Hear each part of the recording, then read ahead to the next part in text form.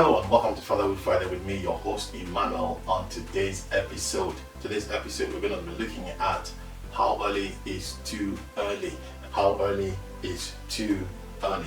If you have not seen any of the other videos I've done, I would like you to take a look at them. There is the one I did on fatherhood, train up a child, leading by example, and there's another one that was on how to hug or not to hug. My one child, just quickly have a look. Also being a better dad through the pandemic. I'll put the links to these videos. Moving on to our topic today, how early is too early. I'd like to read a scripture from the Bible. I always like to give a biblical perspective to everything I do on here. James chapter 4 verse 17, it says, so whoever knows the right thing to do and fails to do it, for him it is sin. For him it is sin. Whoever knows the right thing to do and does not do it, for him it is sin. James chapter 4 verse 17. Now there's a wise man I listened to, and many years ago we were having a chat with him, and he said something very, very profound, and I'd like to just mention it here.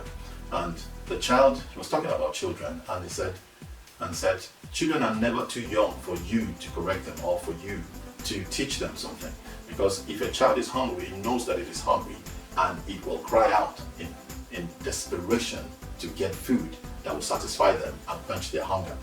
Now, a lot of times what adults do or what parents do is, oh, he's still a child, he wouldn't know what to do. So let's leave them until they're much grown up, and then we can begin to teach. At that time, it's already too late for you to make any impressive correction on the child, because this child has grown to know what is bad and what is evil. Well, just to shock you, the truth is that the fall of Adam has done something to every one of us. It's made us know right and wrong right from when we are little. So we need to choose whether we want to do the right or the wrong thing. Now, something profound, something also happened a few weeks ago. I was traveling out of the city, and my kids, the oldest one is 6 and the second oldest one is 5.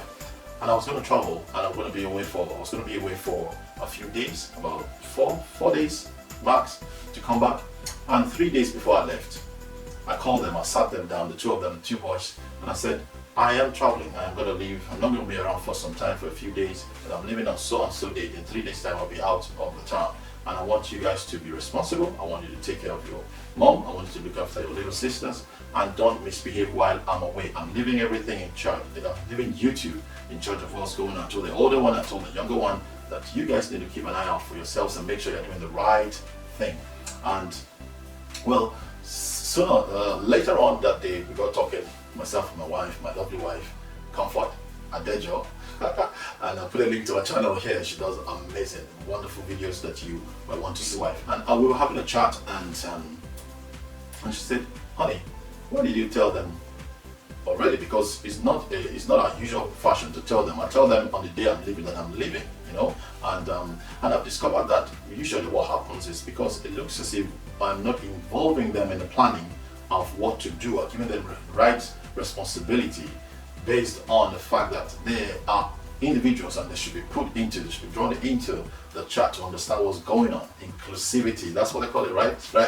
Inclusion. So they've not been included before now. They had not been included in what was going on in the decision-making process. So what I was trying to do was to try and include them and give them responsibility at this point in time. And I told them a few days before I left, and the day I was going, I did leave. And I kept checking up on them while I was away, and to my utmost surprise, when I got back home, my wife was telling me that they behaved very well on this, and in my absence they were fabulous. They behaved well, they took responsibility, they were doing everything that they needed to do, and they were not being babies. So what am I trying to say here? What I'm trying to say is that if you think that your children are babies, and you as a father, as a parent, you don't give them responsibility, you don't begin to teach them how to be responsible from an early age, they're just going to take advantage of you. And let me tell you the truth, children are very good at taking advantage of adults. They are very wise. They are very wise. They're very skillful.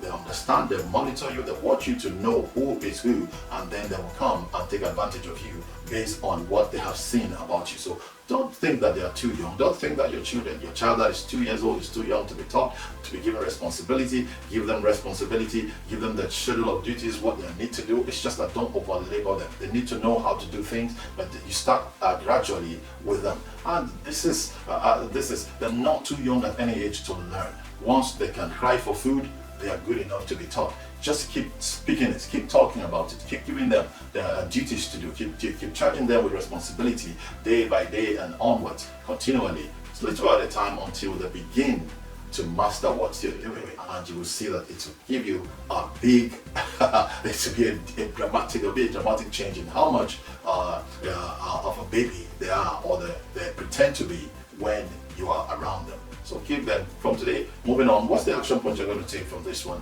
Just begin to give them your children responsibilities little by little, and make them responsible. They're not too young. They're not too young to be given responsibilities. They're not too young to be included in what's going on in the house. Have chats with them, discuss with them. What do you think about this? Yeah, the ideas might not be the best that you want. It might not give you the solution that you want, but listen to them, bring them in, include them in what's going on in the house. Let them be part of the planning process. Let them be part of what's going on in the house. Let them have a voice in the house, and then they will find a way to make themselves useful in the home. I pray that this has blessed you, and if it has, why don't you go ahead and subscribe to this channel, and also you can share, and let's share the love and bring other people, tell other people, and share it to other people who share it along, and so other people can also benefit from what we are trying to build here, the community we're trying to build. God bless you, and have a fantastic weekend. Go on, continue being the good father that you are. God bless you. Bye.